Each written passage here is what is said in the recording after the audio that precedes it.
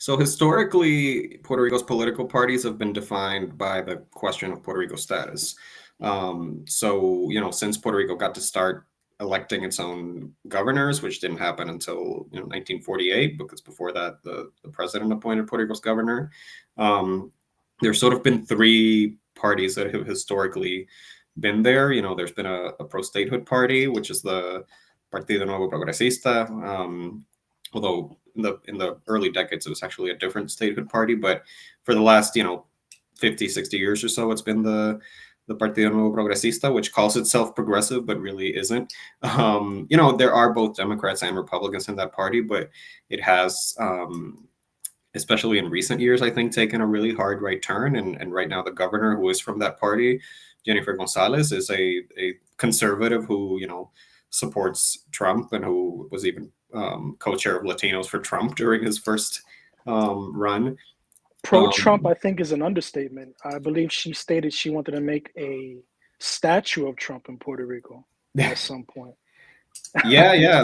Unfortunately, we have statues of all the U.S. presidents in Puerto Rico, and I don't think the Trump one is done yet. But she's working on it, or maybe they did finish it. I forget.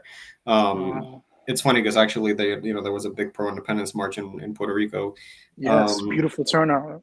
Yeah. yeah, and one of the things they did, because protests in Puerto Rico are always super creative, and there's always some kind of artistic element. Um, Somebody put kind of like fake KKK hoods on the Yeah, I statues saw of that. the I love presidents that. in Puerto Rico. But yeah, Yeah. no, I mean you're right that she's a very very MAGA Republican, unfortunately running Puerto Rico right now. And I think emblematic of what's been happening with the statehood party. Then you have what you would call the pro Commonwealth or pro status quo party, which is the Partido Popular Democrático. Um, Also, kind of a mix of some more slightly liberal people and some more conservative people. Um, but generally, the party's defined by the fact that they think Puerto Rico status is either fine as it is, or that you can tinker around the edges with it, maybe get the U.S. to give us like a little bit more autonomy here, a little more power there. Um, it's not really clear that that's legal or politically possible, but that's what they believe in. And so those two parties have been the parties that have dominated Puerto Rican politics, since the 1950s. And there And is a pro-independence party also, right? yeah. So historically, the Independence Party, which has been around since 1946, I believe, um, it was kind of sort of like the Green Party in the U.S. in the sense that it would get kind of single digit percentages in elections. It would usually have a small presence in the legislature in Puerto Rico. One senator and one representative, something like that. Um, so it was a really, really kind of super minority party. But what's happened in the last decade or so, and the incredibly, extraordinary shifts that are happening in Puerto Rican politics, is that a lot of that has changed. The political duopoly, right, that the pro statehood and pro status quo party had for decades is kind of crumbling. Those two parties used to combine for like 97% of the vote. In the last election, they combined for like 60 some percent of the vote.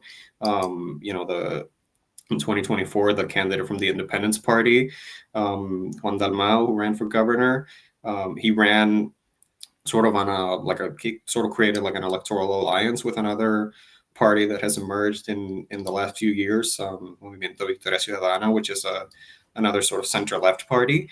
And Dalmau, running for the Independence Party, got over 30% of the vote, which is the highest total that the independence movement has had in its history, and actually got second place in the election ahead of the pro status quo party, which had never happened. So big shifts happening, in Puerto Rican politics right now. I think as a response to all of these crises and all of these things that have been happening in the last decade on the island.